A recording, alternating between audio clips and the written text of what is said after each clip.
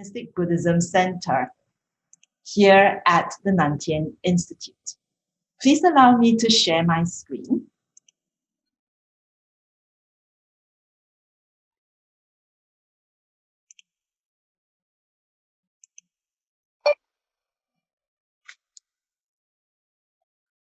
Here, the Nantian Institute in Wollongong, Australia, over the past year has worked very closely with Deakin University and Western Sydney University to present this webinar series to you. We are also grateful to the Xingyin Education Foundation for its generous support. Our conversations began in June last year, and we are truly happy that in just 12 months, we have formed a Buddhism in the Pacific worldwide network of scholars, some of whom are here today with us. We've collected articles for a special issue in the Journal of Global Buddhism, and we've also put together this webinar series. We know that many of you live in different time zones and hence appreciate very much your sacrifices of sleep to attend this webinar. The program, as presented, is only a rough guide to the rich insights that we will be offering today. It is now my pleasure to invite the President of Nantian Institute, Professor Denise Kirkpatrick, to open this webinar series for us. Professor Kirkpatrick, please. Thank you very much, Venerable Jay Wei. And I too am very pleased to welcome all of you joining us here. For us, it's this afternoon, but welcome whatever time zone you happen to currently be in. I would like to begin by acknowledging the traditional custodians of the lands on which we're meeting, for those of my Australian colleagues. I'm joining you from the land of the Darawal people, and I pay my respects to elders past and present. We respect the traditional custodians of the land and the learnings that they take from it and their cultures and their relationship with the land and the waters. It is my great pleasure to open the inaugural webinar in this series, Buddhism in the Sea of Islands. And I'm really pleased, of course, not only to be opening this as a seminar that's co-hosted by the Nantian Institute, but so pleased that we're co-hosting it with colleagues from Western Sydney University. Hi there, Christina. And our colleagues from Deakin University. I think it's really critical that we do as much as we can to encourage conversation, debate, and dialogue between the different universities through research and scholarly collaborations. It's a great way to bring different perspectives to bear, but by working together, we will bring richer and deeper insights into the thoughts that we're considering. I'm really pleased that this webinar series has commenced now, and there'll be seminars running as part of this series through till October this year. I think the organising group has done a fabulous job to get so much in place so quickly, and it's great to see already a growing network and a community of scholars considering Buddhism in the Pacific. One of the characteristics of this particular seminar series that I think you all appreciate is the multidisciplinarity that's being represented by the speakers today, but also over the series of the seminar. We have international presenters and an international audience. So the bringing of different perspectives and the different analyses that will come about as a consequence of this, I think will bring some freshness and some new ideas and some new perspectives. I know that you're looking forward to both hearing from your colleagues, engaging in debate and discussion with them, but also for those of you who are presenting today and in the future, thank you very much. And I know that everybody's looking forward to hearing from you. These series of seminars or webinars, and gee, I'm still getting used to calling them webinars all the time. It's great that we've been managed to keep people connected, and I think we've actually seen more connections develop over the last 18 months, supported by technology such as that we're using this afternoon. So I'm going to encourage all of you to listen, but to engage in debate and to engage in discussion. I know that you have opportunities for interacting with the speakers during the sessions, so please take advantage of them. And please do take advantage of the growing network of scholars contributing and participating actively in that, but also to continue to build the connections and the networks that really do form the centrepiece of academic and scholarly work. Supporting this academic community is something that we're very proud to do, we're very pleased to do, and I'm pleased that we're doing it in collaboration with our colleague universities in Australia. So I'm going to once again say welcome very much to this afternoon's seminar. I hope you get a lot out of it, and I certainly hope that you engage in some very rigorous scholarly conversation and debate today. But thank you in advance to our speakers, and enjoy this afternoon's seminar. Thank you.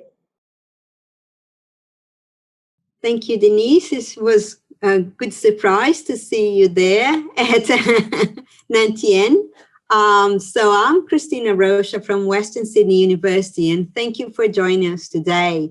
So as you can see in the picture in my background, I am in Sydney, in the eastern suburbs. So I'd like to begin by acknowledging the Gadigal people of the Eora Nation, traditional custodians of the land on which I am today, and pay my respects to their Indigenous elders, past and present.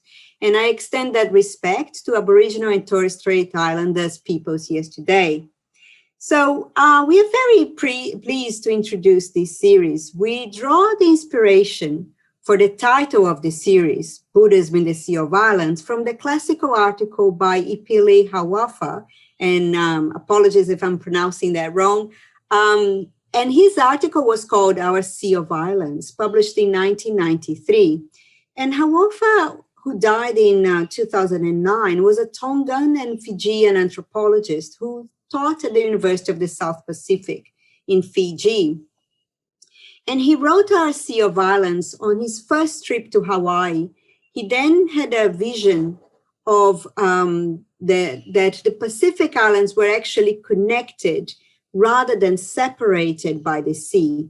So far from being sea-locked peoples marooned in coral and volcanic tips of islands, actually these islanders formed an oceanic community based on voyaging. So the sea was part of these societies. He argued that peoples in Oceania, and I quote, formed a large exchange community in which wealth and people and with their skills and arts circulated endlessly, end of quote. So it's this vision of connection, of circulation, of practices, rituals, ideas, and peoples within the Pacific Ocean in which we want to bring to our seminar series. All of our papers trace a network of flows of Buddhism across Oceania and Hawaii. So the series, as you probably know, comprises of 4 seminars. They are every third Thursday of the month. So today we have a paper called Buddhism in the Far North of Australia, pre the Second World War. So it's very much an endeavor to move the focus from the southeast of Australia, from Melbourne and Sydney, to a very cosmopolitan area in the north of Australia, very close to Asia. So on the 15th of July, we have Venerable Zhui and Xiu Yang Tang talking about the Fok-Wan-Shan network. And that's going to be very exciting. On the 19th of August, Venerable Karma Lekshe Tsomo from the University of San Diego is going to talk about Buddhism in Hawaii. Then in September 16th, we have a really exciting paper by Helen Baroni from the University of Hawaii on Robert Aitken and the Diamond Sangha and the connections there.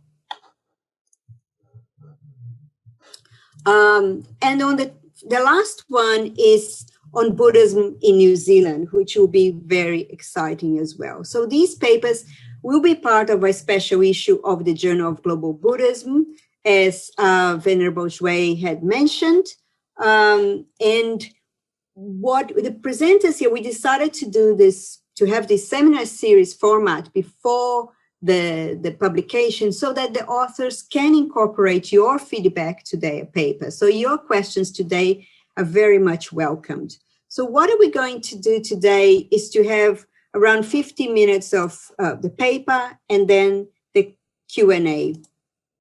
Now, today's presenters are first Anna Halafoff, who's an associate professor of sociology and a member of the Alfred Deakin Institute at the Deakin University. She's also a research associate of the UNESCO Chair in Interreligious and Intercultural Relations Asia Pacific at Monash University.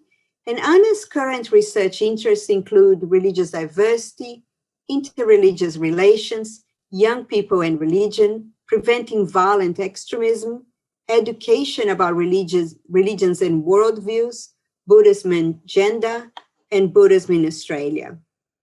So it's a paper by 4 authors. The next person to present also in this paper is Dr. Kim Lam. She's an associate research fellow at the Alfred Deakin Institute and at Deakin University. She's also a research coordinator for the Center for Resilience and Inclusive Societies based in the Youth Diversity and Wellbeing in a digital weight stream.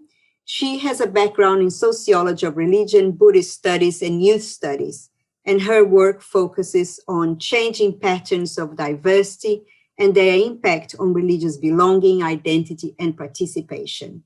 And currently, she's working on a range of projects relating to religious youth, social cohesion, and youth well-being. The next presenter will be Dr. Enqi Weng, who's a media scholar and sociologist of religion. She completed her PhD in the School of Media and Communications at RMIT University in 2018. And since then, she has published her monograph, Media Perceptions of Religious Changes in Australia, of Dominance and Diversity, with Routledge, published in 2020. So congratulations, Enqi. She's interested in a decolonial, multicultural approach to the study of religion, and her work interrogates the role of the news media play in reinforcing and normalizing racialization of religion. She's currently a research fellow on the ARC linkage, mapping social services in multicultural cities, and co-investigator of the INSBS-funded research grant, Conspirituality Science and COVID-19 in Australia. So the last presenter, unfortunately, won't be here today, but I would like to introduce her anyway. That's Dr. Sue Smith. She's a senior lecturer in the College of Education at Charles Darwin University. Her research interests are in meditation, social and emotional well-being, spirituality, Asian studies, and Buddhism. She has published the book, Buddhist Voices in Schools, How Community Created a Buddhist Education Program for State Schools, published in 2013, and also a Difficult Dinner Party, Being Loved and Safe, How Spirituality in Education Can Open Inclusive Practices, published in 2014. So she's currently engaged in a research project on race, religion, and respect in initial teacher education in Indonesia and Australia, in collaboration with 2 PhD graduates from Charles Darwin University. So what I would like to do now is to ask you to mute your mics if you haven't done so. We are recording this talk, so you are aware of that. As I said, the speakers will speak for around 50 minutes, and then we'll have Q&A.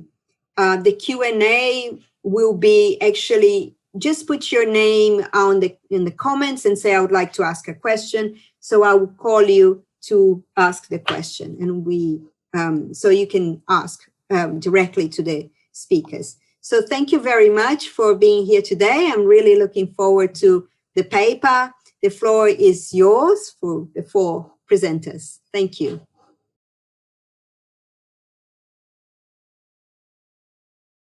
Thank you very much, Christina. And thank you also to Nantien Institute for hosting us today, and for everyone there who gave us such warm welcomes. Can I just check that you can all see the slideshow properly and hear me properly?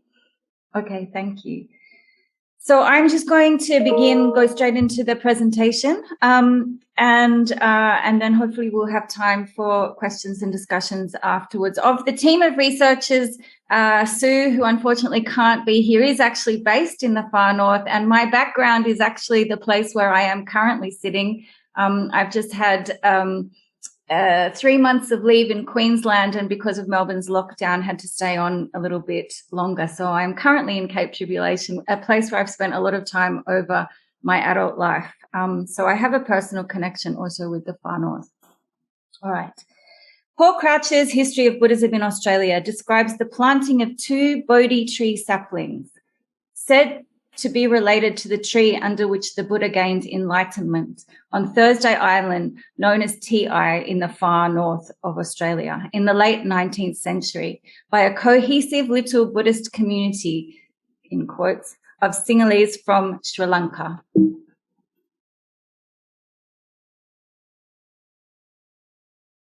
The trees were said to be still flourishing in 1989, but the temple which the community constructed was no longer there. Croucher observes how this reflects the truth of the Buddhist epitaph on a Sinhalese gravestone, Sabbe Sankara Anika, or impermanent are all component things. In fact, the trees, or rather a single tree, perished soon after World War II. But Saraniale's house, a Sinhalese jewellery store built in 1897, remains largely intact in TI's main street, the pink building in the middle of the screen. As does Laifu's grocery store, the Japanese and Chinese sections of the TI graveyard, and an enduring visible presence of descendants of the Torres Strait Islanders and Japanese, Chinese and Sri Lankans who lived in TI when it was a booming pearling town at the turn of the 20th century. The spread of Buddhism into Australia is typically thought to have occurred a century later, around the 1970s, with increased immigration following the end of the 1901 Immigration Restriction Act, known as the White Australia Policy. However, Buddhism and Buddhist deities, symbols, and rituals first arrived in Australia through large flows of workers and migrants from Asia, particularly from China, Japan, and Sri Lanka, as early as the mid-19th century gold rush. Regina Ganter writes that, quote, "If we turn the map upside down and start Australian history where its documentation properly begins, in the north, the kaleidoscope of Australian history falls into a completely different pattern," unquote. She adds that it makes, quote, "nonsense of the idea of an isolated continent, given Australia's proximity to New Guinea and Asia. And as until World War II, whites were heavily outnumbered in the north by close-knit Asian and indigenous communities with a history of very close relations. Indeed, it was in large part fears regarding the high numbers and success of Chinese and Japanese indentured labourers and free immigrants. Oh, sorry. I'm trying to juggle 2 sets of technology here. Okay, back to it. Sorry. Indeed, it was in large part fears regarding the high numbers and success of Chinese and Japanese indentured labourers and free immigrants, including Buddhists, Taoists and Confucians in the far north of Australia, that led to the passing of the Racist Immigration Act in 1901. So while prior research has documented and focused on race relations in the north of Australia, particularly between Indigenous, Asian and European Australians, there has been very little emphasis placed on the religious dimensions of these encounters in existing scholarship and of the religious lives of large numbers of Chinese, Japanese, and Sri Lankan Australians. This paper mines existing academic and local history literature and photographic collections to begin to piece together a historical account of Buddhism as practiced by immigrants in the far north of Australia up until the end of World War II. It draws also on co-authors Anna Halafoff and Sue Smith's observations recorded during a field trip to the region that was conducted in late 2018 by Halafoff and John Powers. We apply critical post-colonial theory to our analysis, as well as Meredith Maguire's sociological theory of lived religion. In 2008, Maguire chose to highlight everyday and lived aspects of religion and spirituality, in contrast to a post-9/11 trend to focus on sensationalized aspects of religion and to better reflect people's actual lived experiences of religion. Maguire observed how complex, hybrid, and diverse contemporary religious and spiritual lives and material embodied practices were. This certainly was also the case in the far north of Australia at the turn of the 20th century. And now I'm going to turn over to Kim Lam. Thanks, Anna.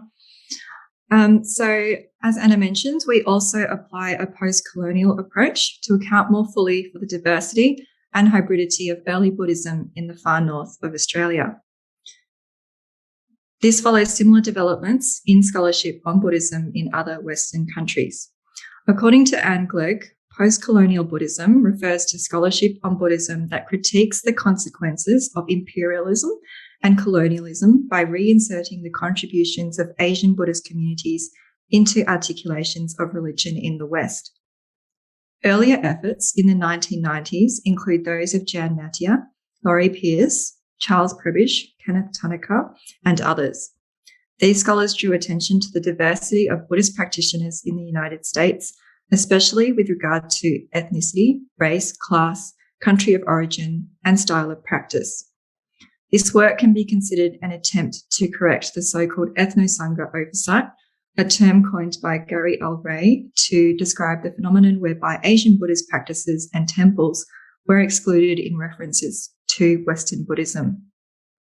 In addition to acknowledging the existence and contribution of Asian Buddhist communities in the United States, or making the invisible more visible, to use Nadia's terms, these and other scholars' works unsettled racializing assumptions about Asian and so-called ethnic Buddhists as backwards, superstitious, irrational, or unreflective recipients of their Asian heritage. A well-known case in point is Professor Reverend Imamura's critique of Helen Dworkoff's infamous tricycle article, where she dismisses Asian American Buddhist contributions to American Buddhism. More recent efforts include the work of Natalie Quilley, angry Asian Buddhist blogger Aaron Lee, Funi Su, Jane Iwamura, Mako Shannon Hickey, Duncan Williams, Chen Sing Han, Anne Glegg, and Harding, Hori, and Susi in North America, as well as Cristina Rocha in Brazil. In Australia, post-colonial analyses have been less prevalent in scholarship on Buddhism. This may have something to do with the fact that Buddhism in Australia is today more popularly conceived as an Asian religion rather than a Western religion, and the fact that Asian Buddhist communities have been made visible through Australia's multicultural policy, which recognises different cultures and religions. At the same time, the comparative visibility of Asian background Buddhists in Australia has not necessarily translated into the social inclusion of Asian Australian Buddhists. Enid Adam, Philip Hughes, and Gordon White, for example, have shown that Asian Buddhist communities have experienced racism and racialization in the form of vandalism of temples and difficulties obtaining planning permits for the construction of temples. My own research on Buddhist youth in Australia has found that the racialization of Buddhism as an Asian religion shapes both Asian and non-Asian background Buddhist practitioners' intercultural relations. This research has found that perceptions of Buddhism as an Asian religion in Australia contribute to the minimisation and concealment of young Buddhist practitioners' religious activities in Australia. Less attention has been directed towards highlighting the internal diversity of Buddhism in Australia and the contributions of Asian Buddhist communities before the mid-20th century. For example, Paul Crouch's History of Buddhism in Australia drew on secondary data and a small number of interviews, mostly with white Buddhists in Australia. It includes only 6 pages on the early history of Buddhism in Chinese, Japanese, and Sri Lankan communities in Australia in the late 19th century. Croucher notes that there was little acknowledgement of Buddhism as a religion during this time, with high levels of anti-Chinese xenophobia circulating, and Buddhism only being recorded as a religion in the Australian census for the first time in 1911. In this paper, we suggest that the erasure of Asian Buddhist voices from early accounts of Buddhism in Australia can be understood by drawing on the work of Australian scholars focusing on whiteness and race relations. Anthropologist Ghassan Haj states in White Nation that whiteness is a crucial component of Australianness, where white Australians view themselves as governors of the nation, and Indigenous and ethnic Australians are viewed as passive objects to be governed, and moved or removed according to a white national will. According to Haj, racism in Australia is both numerological and existential. The first is fueled by fears of the scale of migration. For example, there's too many Asians or there's too many Muslims. And the second is a racism of disgust at difference and a belief in the superiority of whiteness. Haj further explains how in the white nation fantasy, the migrant presence is perceived as one that poses problems, and fear is directed towards the aggressively independent and political non-whites, as well as the Aboriginal people and the migrants who deploy an Australian will outside the supervisory tentacles of white governmentality. Jane Carey and Claire McCliskey also argue that race and whiteness have, in effect, created the historical, geographical, and imagined entity known as Australia. They argue that unequal power relations have their national foundations firmly based in the white Australia policy, and that whiteness is a central yet overlooked figure in the development of the Australian nation. In this paper, we utilise a post-colonial analysis to critically and contextually expose the ways colonial acts of violence and racism have erased the presence and contribution of Asian Australians and their religions and spiritualities in the far north of Australia. We set out to address the omission of Asian religions and spiritualities from 20th century scholarship through a rehistoricization that makes Asian Australian communities, religion and spirituality more visible. In doing so, we challenge more homogenizing accounts that emphasize the activities of the first white Buddhists and Theosophists who lived in the southern cities of Melbourne and Sydney.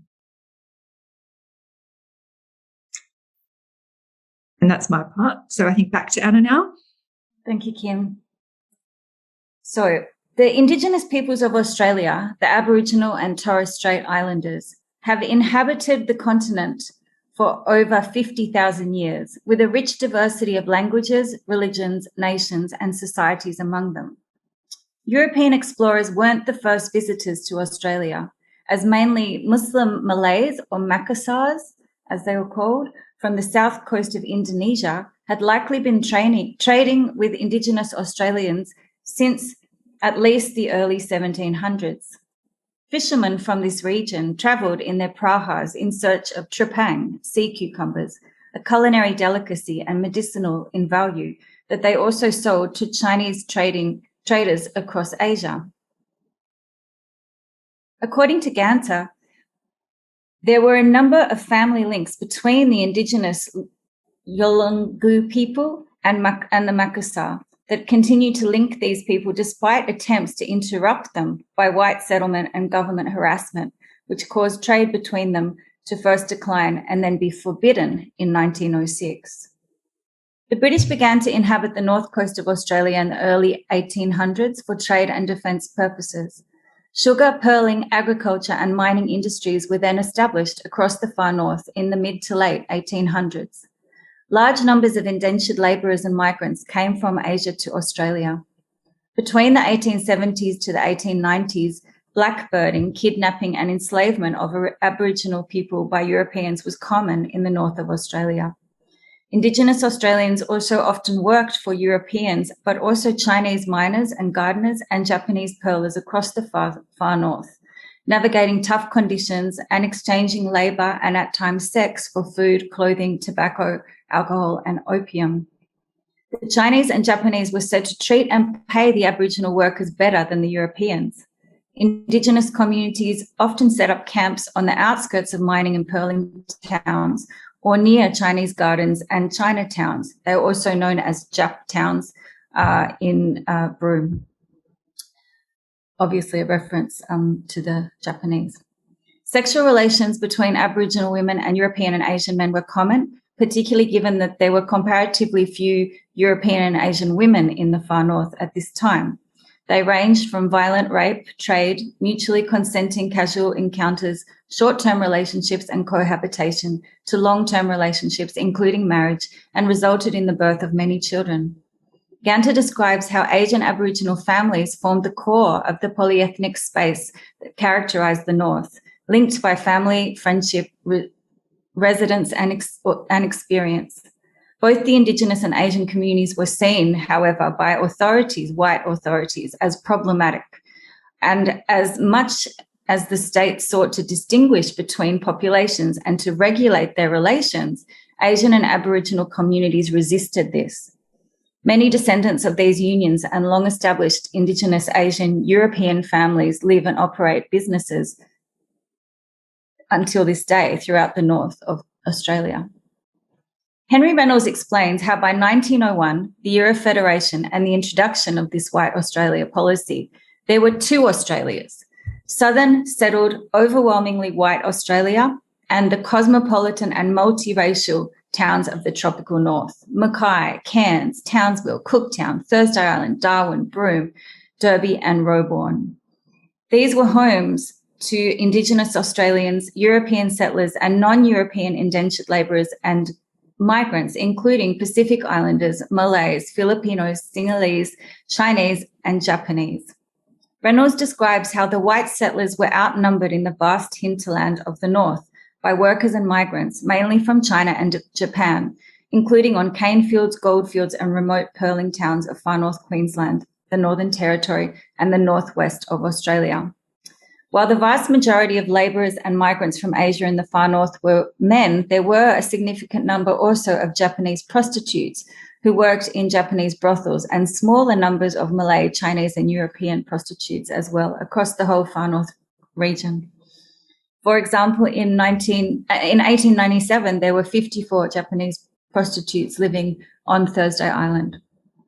So among these migrants and workers were the earliest Buddhists and Buddhist deities, symbols and rituals in Australia from China, Japan and Sri Lanka. And of course, we recognize that Buddhism at that time, in particularly Chinese communities, was hybrid, and that there was worship, as we're about to learn in the subsequent section, also obviously of Confucian and Taoist deities and symbols as well.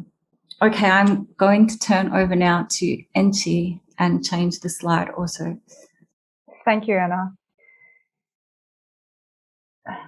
So there have been limited scholarly attention paid to the lived religious experiences of the Chinese, Japanese, and Sri Lankan communities in the 19th century and across the far north so far. So what we are presenting in the following are what has been described in academic scholarship, as well as relying on surviving material records.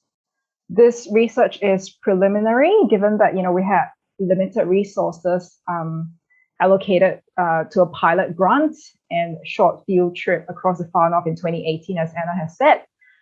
Yet what we have found so far yields important discoveries worthy of further exploration. We focus here primarily on two examples of the Northern Territory Chinese Temple and Museum in Darwin and the Japanese Obon Matsuri Festival in Broome. All right, so the oldest artifact of Chinese migration to Australia is housed at the Northern Territory, or NT, Chinese Museum in Darwin. It is a 13 cm high soapstone statue of Shou Lao, a Taoist god of longevity, seated on a deer and holding a peach. It was found in the roots of a banyan tree in Doctor's Gully in 1879 during road construction, and is believed to have most likely belonged to Chinese laborers or market gardeners who first arrived in the area 5 years earlier. A large Bodhi tree stands outside the adjacent NT Chinese temple, planted from a sapling from the tree under which Buddha gained enlightenment in Bodh Gaya, India, which was a gift from the largest Tibetan temple in Australia, the Atisha Center in central Victoria. The NT Chinese Temple and Museum housed a collection of artifacts from and photographs of the original Darwin and surrounding Goldfield temples. Now, these include 2 large dragons that guard the temple's entrance that originally guarded a temple on the Goldfields. Joss houses, Chinese temples, were built in many towns across the far north, including Cairns, Cooktown, Atherton, Heberton, Mackay, Palmer River, Port Douglas, Townsville in the far north of Queensland, and in Brox and Darwin in the Northern Territory, as well as in Broome in Western Australia.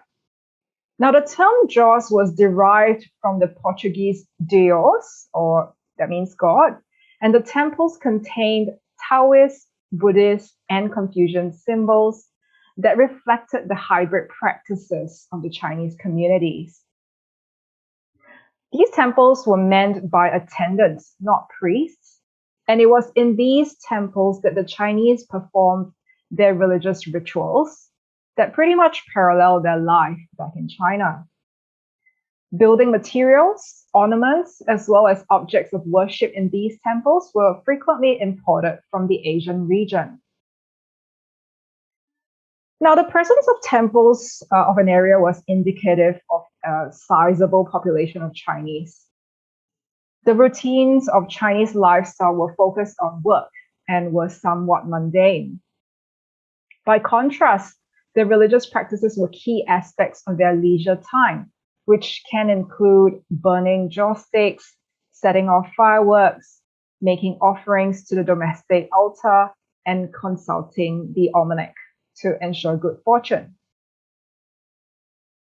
Some of these temples had strong links with Chinese province and dialect associations that supported Chinese immigration into Australia.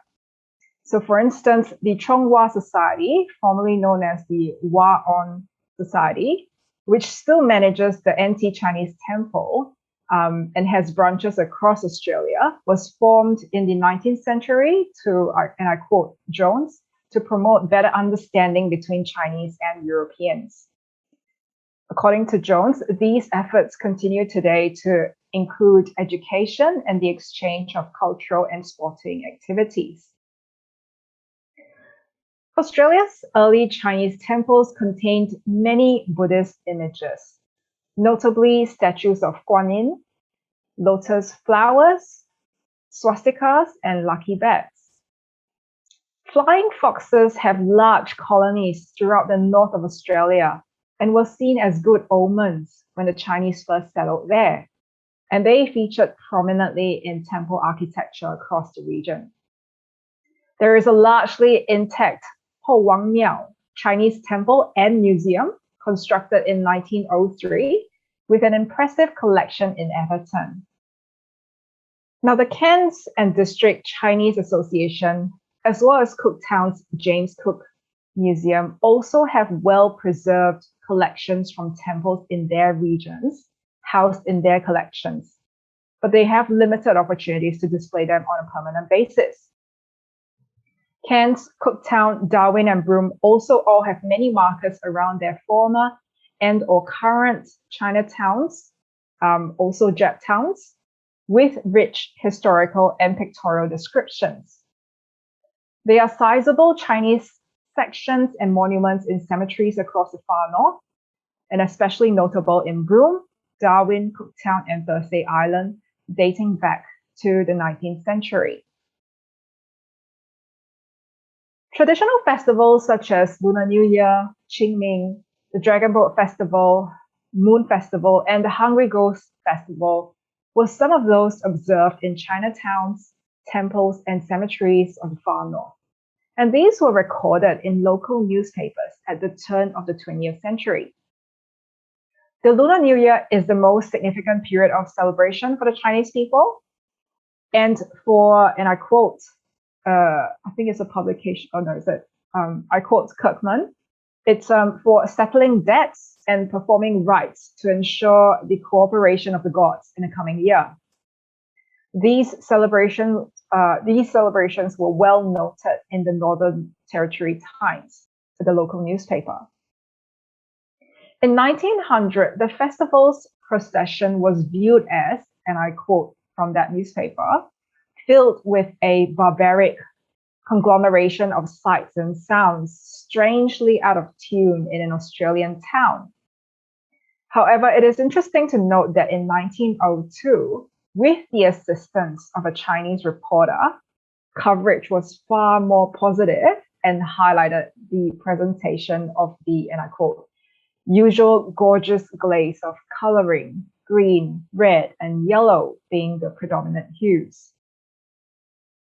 Author and journalist Ernestine Hill also photographed Chinese temples, attendants, and processions on her travels in the far north in the 1930s, and these are housed in a collection at the University of Queensland in Brisbane.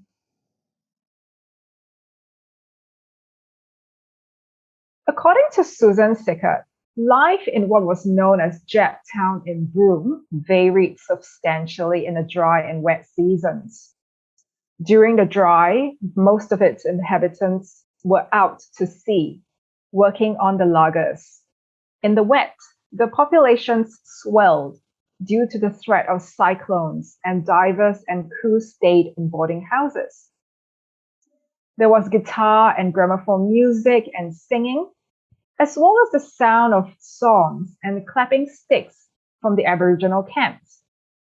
In the wet build-up, the sounds of cicadas, frogs, and geckos could be deafening, and feral cats could also be heard wailing loudly. Opium dens were initially legal and then believed to relieve pain from the bends and to inhibit divers' bowel movements. And so it was frequently smoked out at sea until it became prohibited on laggers in 1912. Wages were spent on gambling and visiting prostitutes, as well as eating and drinking. And the streets smelled of rice, curries, and chili and prawn belacan. The Japanese club on Napier Terrace was the site of popular sumo wrestling matches that were conducted complete with traditional rituals of spilling salt to keep away evil spirits. The Japanese Obon Matsuri, also known as Festival for the Ancestors, was conducted on the full moon of August or September each year. It began with a ceremony at a cemetery to remember the dead, and then a launching of miniature fleets of laggers at Mangrove Point at Town Beach. The festival continues to be celebrated to this day in Broome, with last year, 2020, marking the 50th anniversary of its revival. There are also 919 Japanese gravestones in Broome Cemetery, which were restored by a generous donation. Ernestine Hill photographed ceremonies associated with the festival in Broome, in a Japanese cemetery featuring Japanese men and women, and a Japanese priest in ceremonial dress on her travels in the 1920s and 1930s. Hill also photographed a group of Japanese children and a Japanese priest outside of what she noted to be a Japanese school in Broome. Now, Japanese, Chinese, and Malay children also attended the Catholic school in Broome, and Japanese and Chinese communities were said to be the Catholic nuns.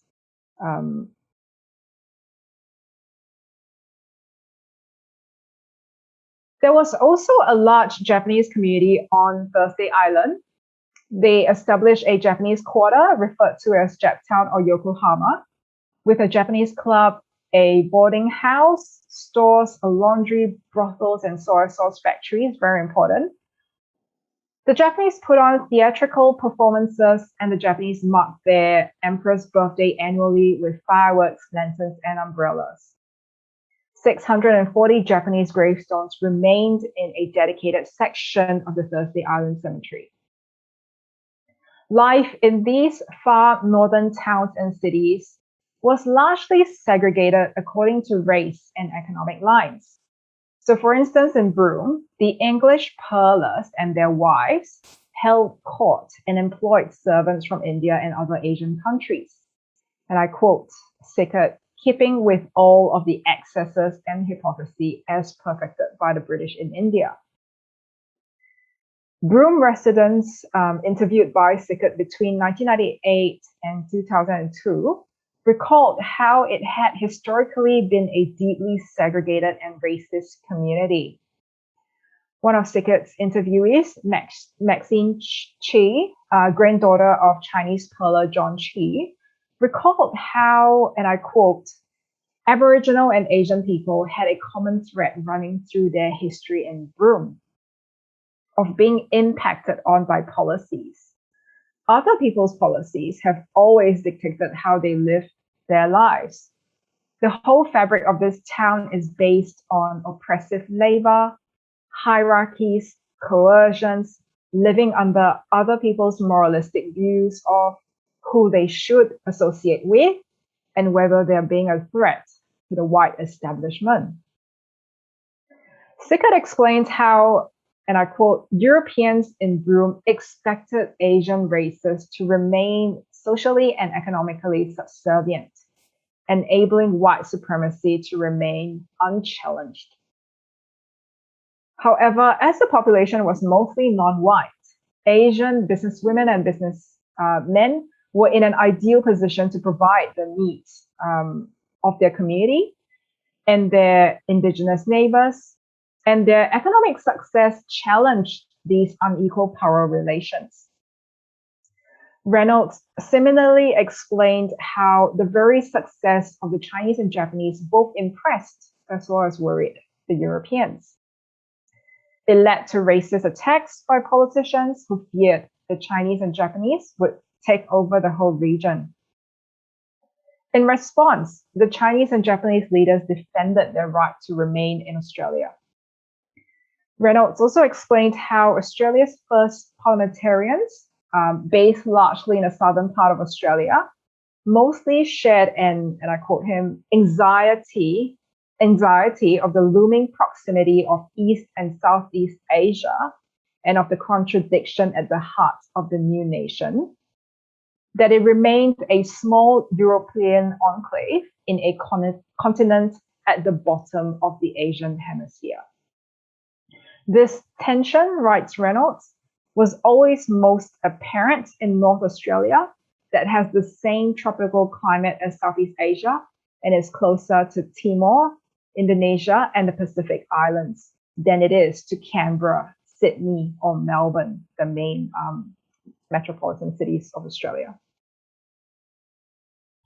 And now back to Anna. Thank you, Enqi. So this substantive presence and success of Asian communities throughout the far north led eventually to the introduction of the Immigration Restriction Act in 1901, this White Australia policy. So while it no doubt dramatically restricted flows of Asian migration and trade to Australia, it did not decimate these communities entirely. And that's very important to note because I don't really think that is typically understood in Australian history, especially in the South. So indeed, the negative effect it had on the pearling industry meant that the government shortly relented and owners could again employ whoever they wished to dive for pearl shells across the far north, despite the Restriction Act.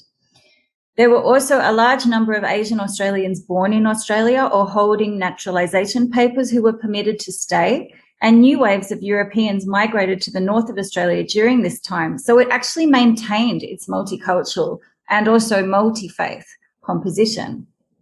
Tensions, however, increased in the lead up to World War II. Japanese boats were prohibited from entering territorial waters and landing in Australia. Many arrests of Japanese in Australia were made and also disputed by powerful Japanese families and businesses. Darwin, Broome and Horn Island in the Torres Strait were bombed by the Japanese between 1941 to 43, but Thursday Island never was.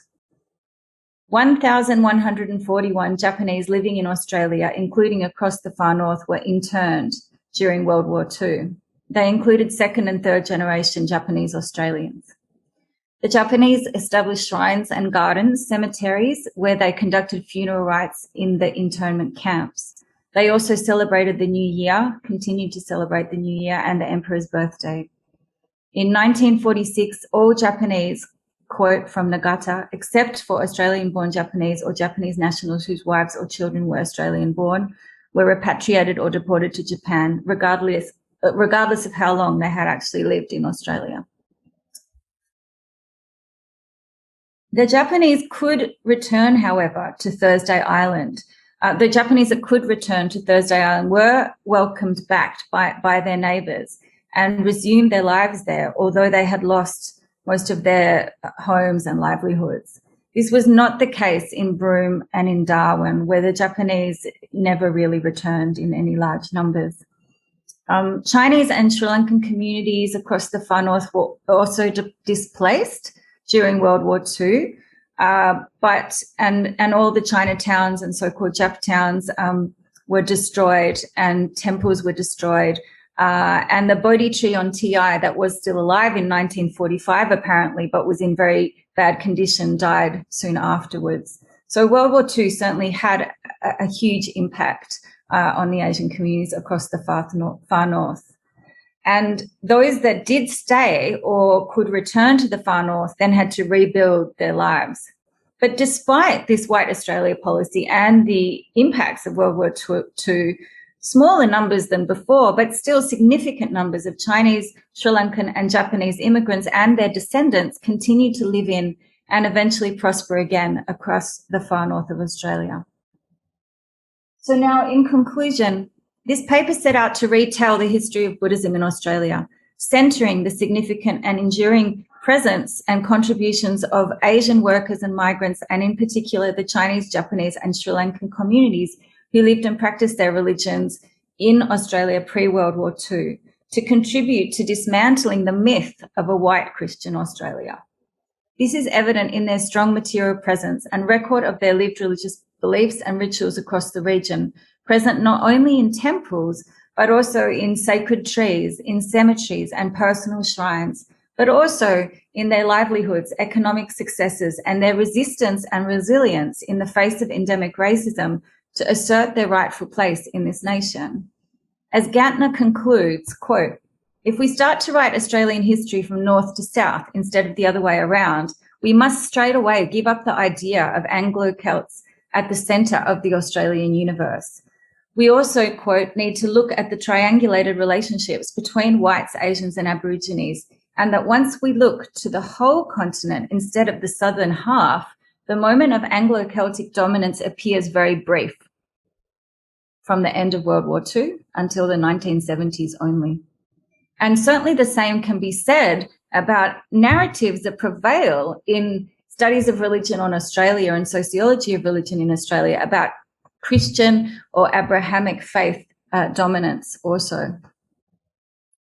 With the abolishment of the White Australia policy and a shift towards multicultural policies to embrace cultural diversity, this has led to an appreciation of diverse cultures and religions in Australia, certainly. But at the same time, racism against Chinese and Asian Australians continues to be a persistent and problematic issue, as Kim mentioned earlier. And this has been heightened by the current coronavirus pandemic. So research reveals that in contemporary populism centred on an exclusionary nationalism, whiteness continues to inform and construct ethnic and religious minorities as others within Australian media and political discourses frequently.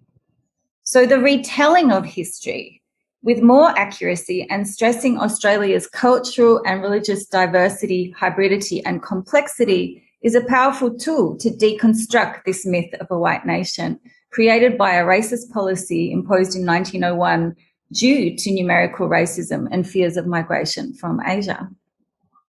What we also discovered is that some of the characteristics of Buddhism in Australia, earlier identified by Rocha and Barker, and also by myself and other colleagues, were evident in the earliest period of Buddhism in Australia pre-1901. So as Kim mentioned before, this early history is also very important for understanding contemporary Buddhism. And this really has not been looked at or applied in this way before. So Buddhism in the far north was certainly strongly influenced by flows of people, ideas, practices and material cultures into and out of Australia from and to Asia. There was also internal diversity of Buddhist traditions among far north Chinese, Japanese and Sri Lankan communities who were also socially engaged, donating to hospitals, local charities, and also anti-authoritarian at times, standing up for their economic and human rights. We also found a deep connection with the Australian landscape among Australia's earliest Buddhists. As we've said, Buddhist symbols and the deity Kuan Yin featured prominently in Chinese temples in cities and regional towns across the country, including the lucky bats, Australian flying foxes, which admittedly are more a Chinese than a Buddhist symbol, but the overlaps and the hybridity, as we've noticed before, we still think is worth noting here.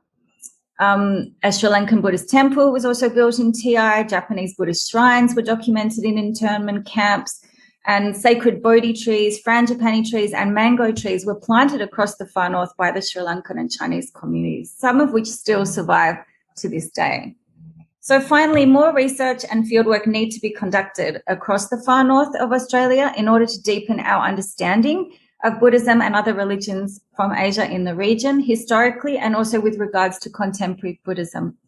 More time needs to be spent analysing documents and newspapers in historical societies yet to be digitised, and that's what I'm up here hoping to do in the next 3 months. And more interviews need to be conducted with Buddhist descendants and leaders in the far north to record their life stories. Preliminary visits to Darwin, Broome, Cairns and Thursday Island have revealed the endurance of what Ghassan Haj calls the multicultural real, and also the multi-faith real, we add, and the strong presence of Asian cultures and religions in Australia. Its exclusion thus far in our understanding of Buddhism and religion more broadly in Australia has begun to be addressed by this paper, but this undoubtedly requires more scholarly attention. And I just wanted to end with a slide from a field visit that Sue Smith and I took to a brand new, that shed is a new Cambodian temple just south of Darwin in some fruit orchards. And the little Bodhi tree sapling there on the right is again a descendant of a Bodhi tree from India. And the Buddha stands in the current Northern Territory Buddhist Society in Darwin there amongst the bamboo and the palm trees of this region. Thank you. Thank you, Anna. That was wonderful. Thank you, the team of authors and presenters. That was wonderful. So what we are going to do now is I'm going to call, just please just say you wanted to ask a question on the chat function, and then I will call you to ask the question directly to the team. So the first question comes from Dorji. Dorji, would you like to ask your question?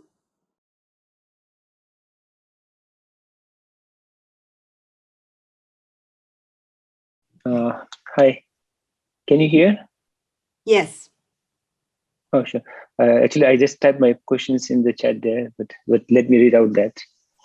Besides the historical evidences of different ethnic and the cultural variety of Buddhist communities that arrived and lived in the 19th century or the pre-World War II in Australia, have you also looked at what types of the schools of Buddhism they practice in these communities, like the Sinhalese, the Chinese, and the Japanese communities? Like what types of the kinds of Buddhist schools were they following, and have you also looked at like how these schools continue to the contemporary Australia till now? Thank you, Dorji. Well, yes and no. So we were looking for that type of information, but we really didn't find very much of it. And some of it, I think, is still debatable. So, for example, Ernestine Hill in her photographic collection, and unfortunately I couldn't show any of those photographs, reproductions of those photographs here today because I would need permission to do that, which we hope we will get in time for publishing our article and can republish some of them. She has a photograph of, she actually calls the Japanese priest that we spoke of in our paper as a Buddhist priest.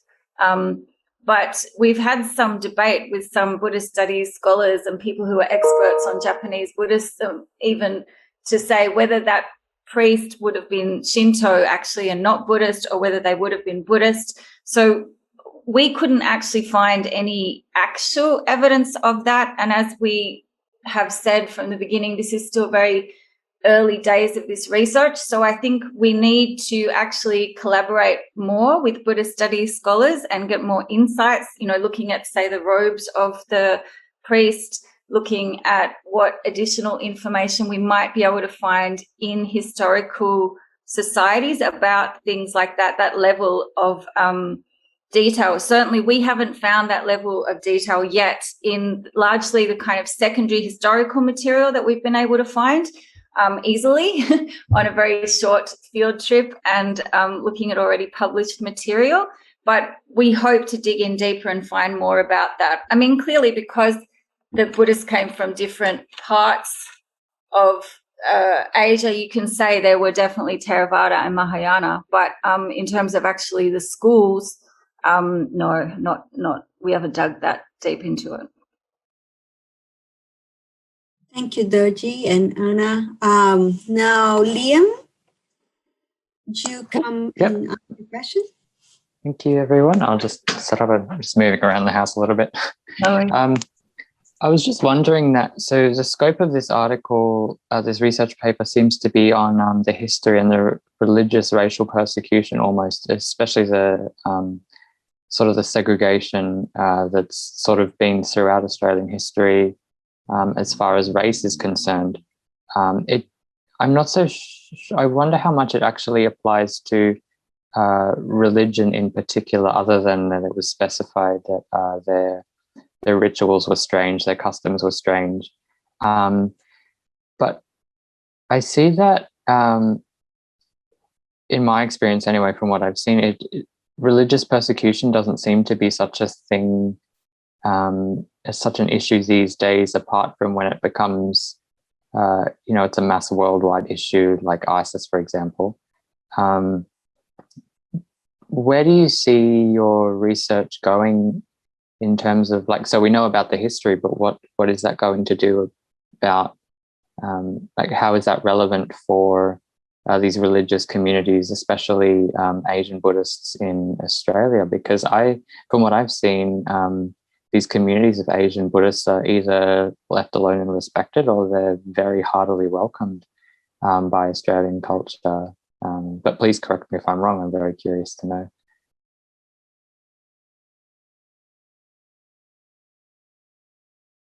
So who would like to answer that in the team? Kim, do you want to take that first and then I can add something? Sure, I might just comment just quickly on aspects of discrimination against Asian Australian Buddhists in Australia. There is this perception that, say, Buddhists don't experience as much discrimination as Muslims, for example, or other religious groups, because of this perception of Buddhism as being exotic and trendy. But what my research has found is that for young Australian Buddhists, both those who are Asian and non-Asian, they do experience the effects of the racialization of Buddhism as an Asian religion, but that this is very much invisible in a lot of scholarship and discourse and public understandings of Buddhism in Australia. So partly I think what some of this research is doing is, bringing more attention to the fact that issues of racialization and discrimination do affect Buddhists in Australia on a lived and everyday level. I think that's part of your question. I might just turn to Anna now to answer the rest of it. Thanks, Kim. Enqi, did you want to add anything on racism and Asian communities?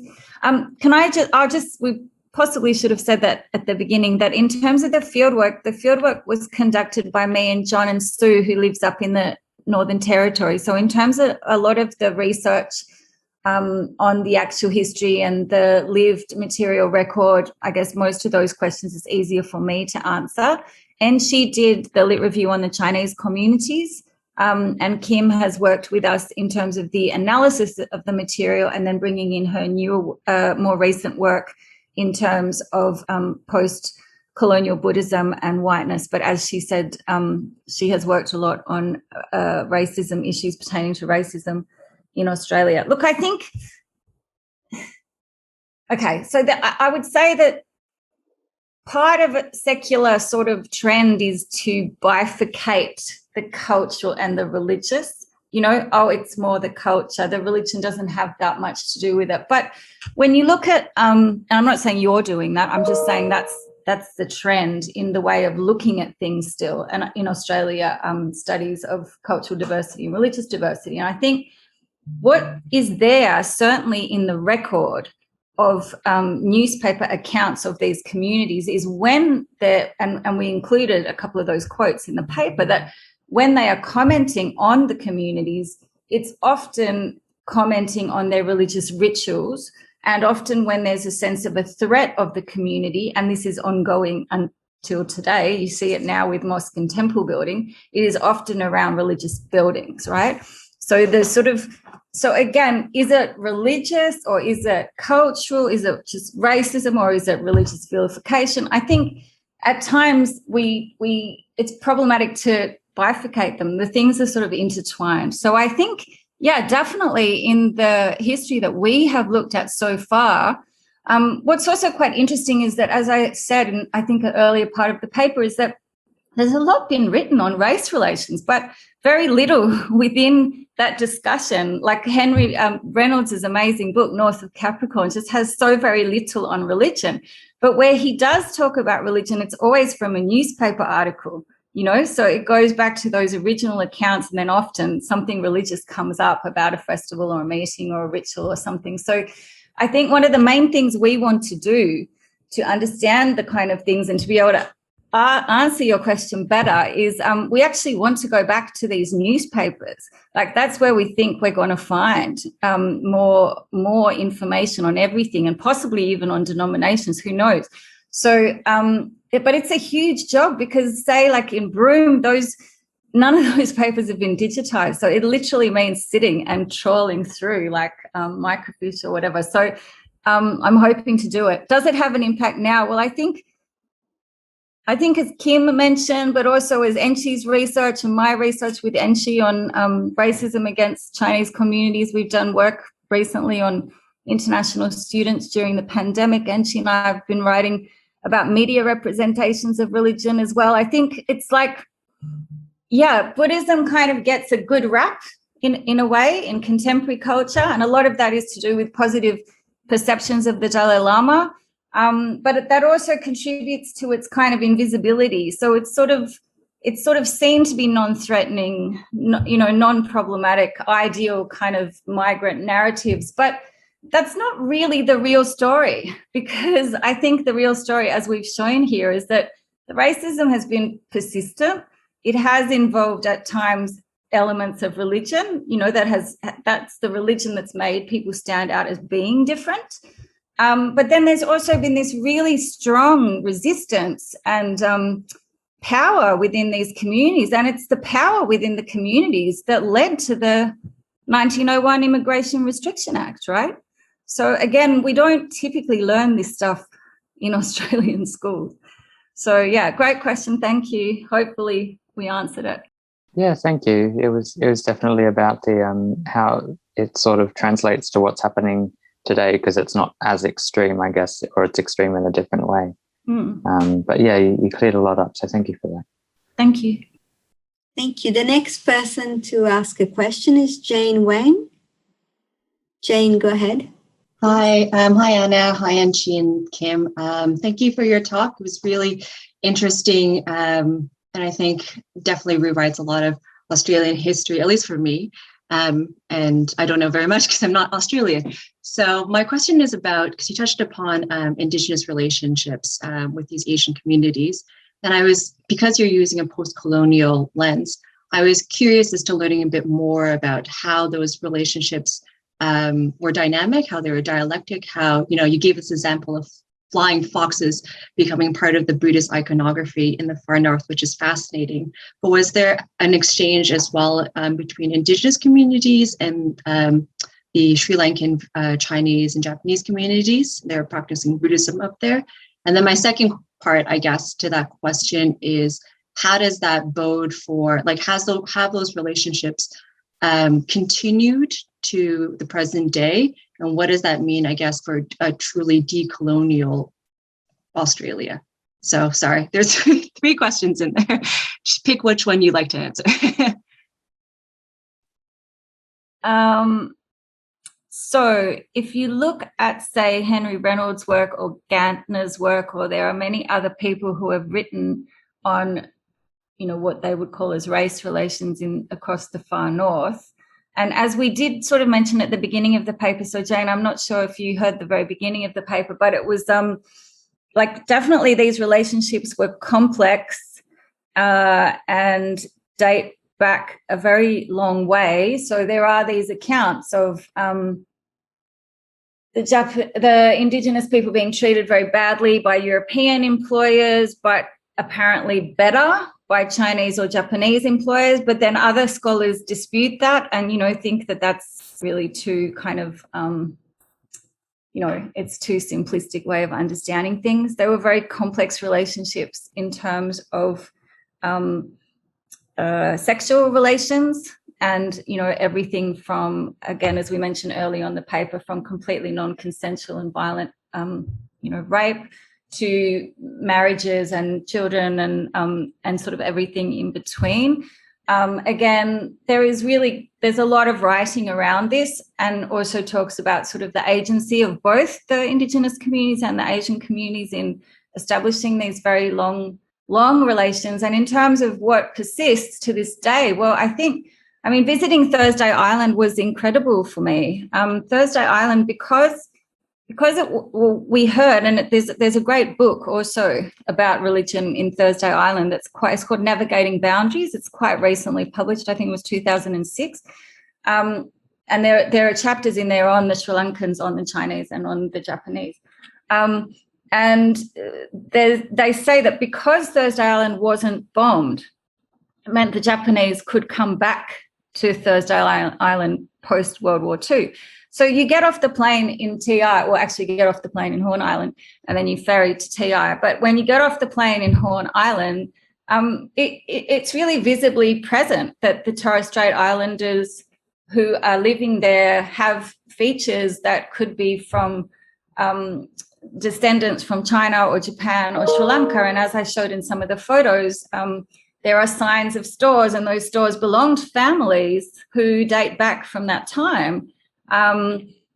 We went out on a tour, and we didn't have ethics approval to speak and interview Indigenous or Torres Strait Islander Australians. This was a very preliminary field trip, so we did not do any interviews. That is something we'd really like to do more of. And interviews have been done by Sikat in Broome, and that her book is amazing also, and really does a lot to document some of these family histories intertwined between Indigenous and Chinese, Indigenous Japanese communities that are still families that are living and prospering and very central to economic and community life in these areas. But sorry, final bit, in terms of religion, again, very little that we found. So like, was there conversion? Was there any practice or any uptake of these practices by anyone else? Both ways, every way, we don't really know. Thank you for that. Thank you. So Miao Jim would like to ask a question. Hello. I want to say thank you, Venerable Jai and everyone else. The work that you are doing, I find that very exciting. There are 2 questions. Kind of like to know a little bit more on the work. The first one is in the area that we were talking about today, Northern Territory and the Thursday Island. Are those temples built in these places that you have been? Are those who built the temple still live there, or their descendants live there? If so, how do they continue to support the temple before and maybe now? That's one. Number two is I would think as a researcher, you might be looking at a certain, I guess, a trend of settlement or trend of development. Did you find a similar trend that in these places that you have been visiting, elsewhere in Australia, where communities of maybe Japanese, Sri Lankan, and Vietnamese settle as that they would be in the far north? Thank you.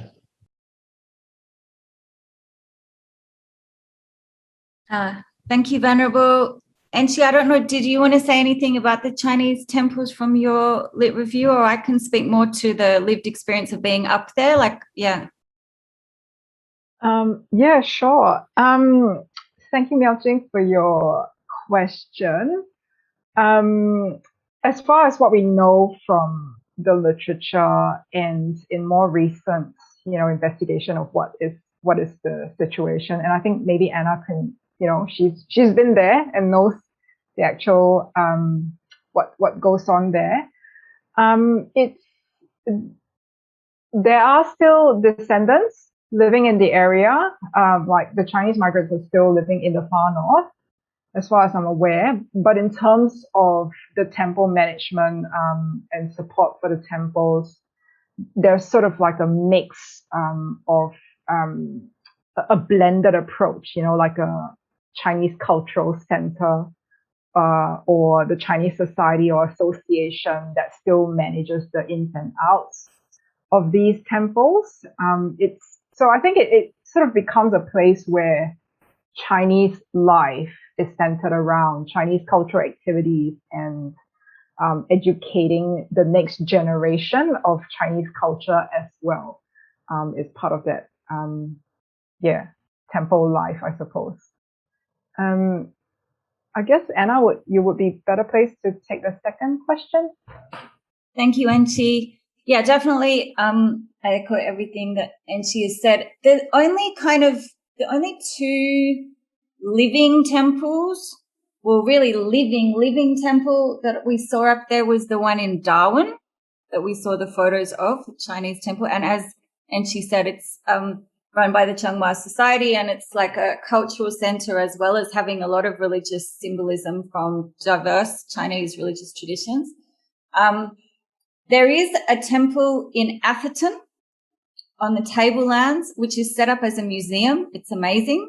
And it's also run by, local Chinese community, I think, as well as historical society. So that is well worth a pilgrimage too. In terms of other significant sites with temples that are in Cairns, the local Chinese community has an amazing, truly amazing collection from the temple. And they were so kind to take us in there and let us have a look through the collection. And it's definitely, the caretaker is, I think from a descendant family, if not from a descendant, a family that's been there still for quite some time. And, and very knowledgeable about the local culture of Cairns and the Chinese communities there. But it's in a shed because it has been housed as an incredible exhibition at the Cairns gallery museum fairly recently, but it doesn't have a permanent home. So if anyone who is here is interested, we can help. It's something we wanted to also do, is maybe help with getting the word out around this. And there might be sort of donations or other people, donors or people that might be interested in helping to help them to get that set up as a permanent collection on view to everyone. In Cooktown, the museum, I think, and that was my mistake, the museum in Cooktown, in the paper, I think it does have a permanent collection from its museum. but that is maintained by the museum, not by a local Chinese community. There does not appear to be an active or local Chinese community in Cooktown anymore. Cooktown was very close to the Palmer River goldfields, just north of where I am here, which was a huge area of gold mining. And so Cooktown also had curling as well. But yeah, not so much a lived presence, but there are the mango trees and there is a wonderful collection, but only part of it is on permanent display. Again, we were taken up into the attic and saw the rest of the collection sitting in boxes. And, you know, this is a thing with the tropics. And this was said to us by someone at the museum in Darwin. And I've lived in the tropics for years in my early 20s. Things don't last in the tropics, right? Like there's mold, there's insects, there's like cyclones, so actually the material record, you know, it's pretty amazing what is there and what is on display and what is preserved. The second part of the question, where are the parallels? I think that's an excellent question. And I think Kim spoke a little bit to this in her section as well, is that I really do think it's important that we better understand, especially these elements of hybridity and sort of intersections between the communities when we look at the history of Buddhism in Australia, because I think particularly sort of Buddhist studies scholars, I mean, maybe like of late, there's been a big change around that. But, you know, again, there was that sort of modern way of looking at something and saying, oh, this is Buddhism and this isn't Buddhism. You know what I mean? Or this is one school or this is different to this school. So I think what we're seeing, like if you look at, for example, in Perth, Achan Brahm Centre in Perth now, he's a Western Buddhist monk, but he has followers there from diverse ethnic traditions, right? So I think like in terms of patterns, we can see that at times it's very much that communities are in their own groups. And then at other times we can see a lot of helping across the communities and interaction between the communities. And that also extends with, as we said before, with Asian and indigenous communities, but also Asian and white communities. I think the audio cut out when Enqi was talking, but in one of the accounts, apparently, you know, the Japanese were said to be the biggest benefactors of the nuns in Broome, you know. So like there was a sort of sense that, and in TI, the beautiful frangipani trees that are still there, they're at the front of the church, not the temple, but those frangipani trees were said to have been gifts from the local Buddhist community because those frangipanis were seen as a sacred tree and a sacred offering, and they're still there in front of the church.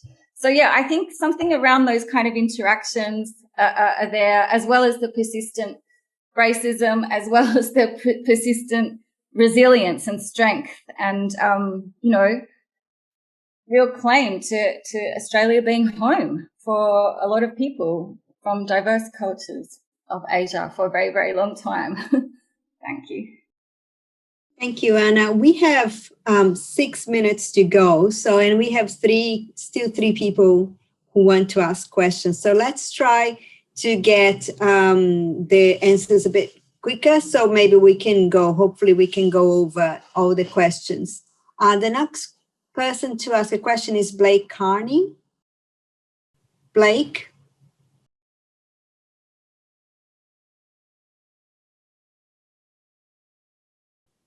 Thanks for the talk. Very interesting. I'm here in Townsville. You've picked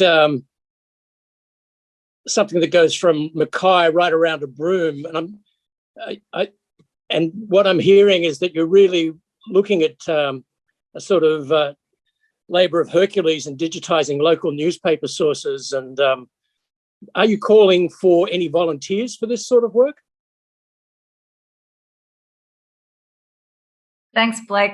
That's great. I mean, look, it sounds possibly like a jest, but Buddhism in Australia, I've been trying to do research on Buddhism in Australia for quite some time. If you read our bios, Enqi's bio, my bio, Kim's bio, you, as Christina did at the very beginning, you can see that we all actually work on a lot of other things as well as Buddhism in Australia. And that is because it's actually incredibly difficult to get funding to do any work on Buddhism in Australia because of its relative sort of invisibility, because it's seen as a low risk thing, because no one really particularly, sees it as an issue of national security. So, we all do work on youth and social cohesion and religion and violence, religion and peace building, because I personally do come from that background. It's not like I just do it for the grants, but, that's the stuff that takes up most of our time, which is also why this kind of work always takes us a very long time to write up and publish and get done. So do we need volunteers? Yes. What we need and what we've been able to do, I think, over the last sort of 10 years of I think the first paper I wrote on Buddhism in Australia was for Christina's book in 2011. So instead of me trying to do it all by myself, which I think initially I sort of had a dream I could do a sequel to Paul Crouch's History of Buddhism in Australia. What we need an army of PhD students and honours thesis students and also colleagues, and that is the really exciting thing about this seminar series and our collaboration with Nantien and our collaboration with Western Sydney, and I can see people who are here from University of Sydney Buddhist Studies as well, is that I think collectively we can sort of divvy this subject up, rather than just take on the whole thing. If you're based in Townsville and you're interested in Townsville, we were in Townsville briefly. Townsville's fascinating because, as you would know, and I believe it was sort of the quarantine post for entry into Queensland. So that means pretty much anyone who ended up here had to come through there. So yeah, it would be amazing to do more work. The quarantine station is on the island that I live on, West Point. Wow. So yeah. Yeah. So it would be great to stay in contact, and we're definitely interested if there's people listening today who want to take up any aspect of this and can be part of this kind of like network. There's a lot more work to be done, as you said. It's quite a big endeavor. We don't have much time now, so this is a quick question by Eugenie Timov. I'm sorry, I'm mispronouncing your name. So, Eugenie? Hello, everyone. This is Evgeny. Short question. I missed who was the author of the concept multicultural real, and if time permits, is it possible to elaborate on it? Thanks. So Ghassan Haj wrote a book called White Nation that Enqi and I have used and referred to quite extensively in our current research on migration and religion in Australia. So yeah, he sort of talks about this myth.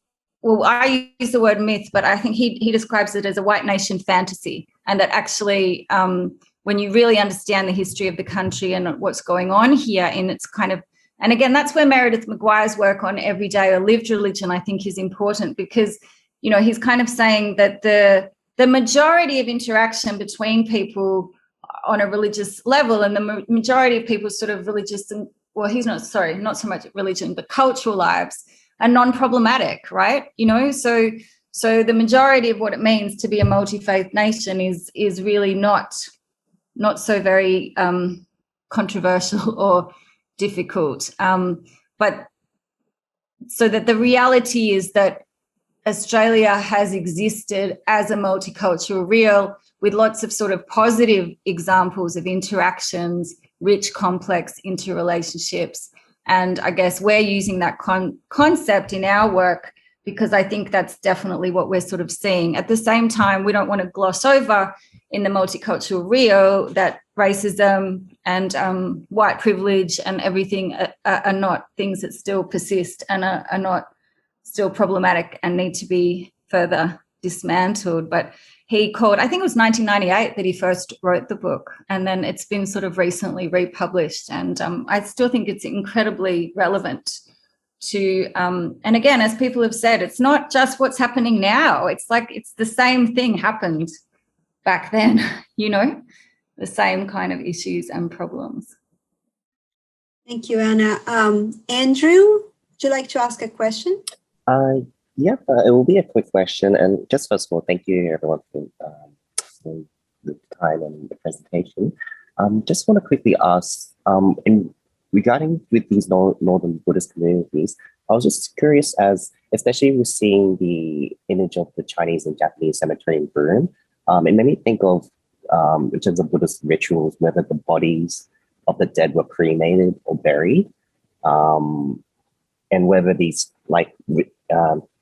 temples such as the empty temples that set up as museums once housed the ashes of the dead in their communities.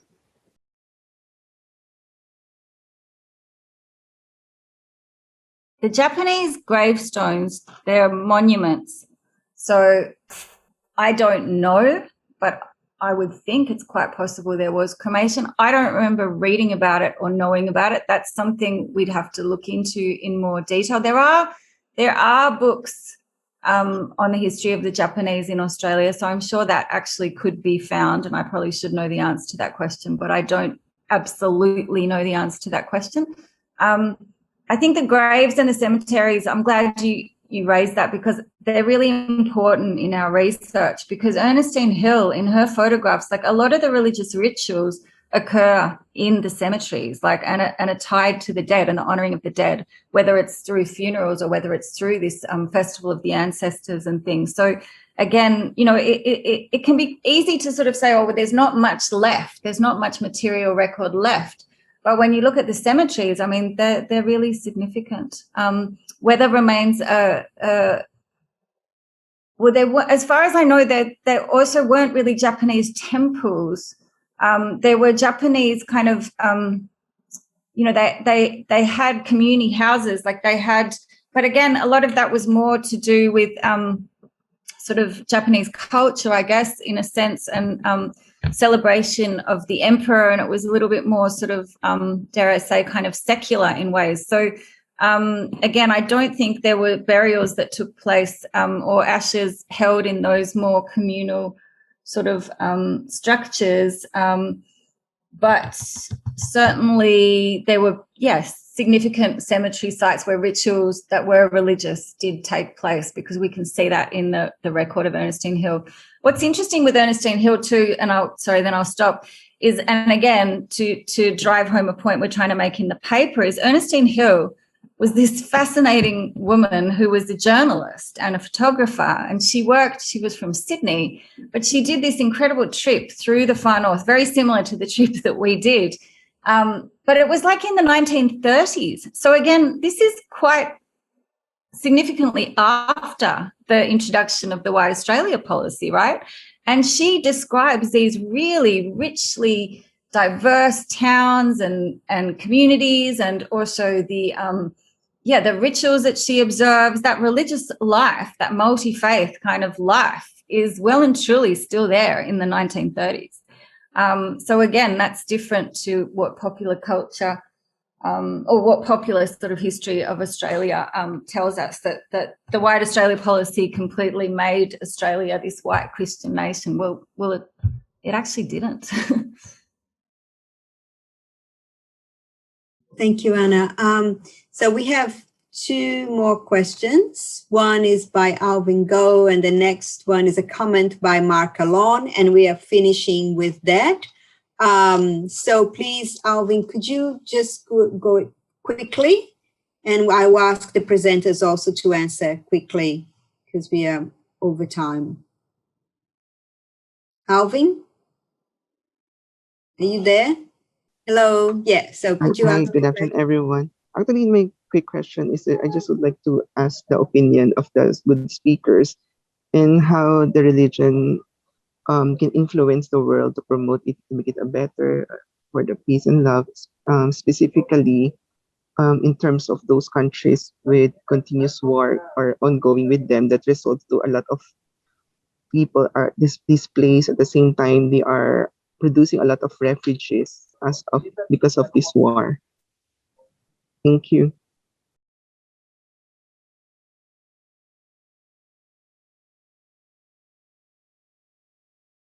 Thank you, Alvin. Yeah, I guess it's not really the focus of our current research, but I think, basically from earliest to current Buddhist communities in Australia and beyond Australia, I think, as you know, they are committed to nonviolence and are committed to peace-building principles. So I guess their flourishing and their philosophies could perhaps contribute to some wisdom to help with current conflicts, but as could non-religious peace-building philosophies.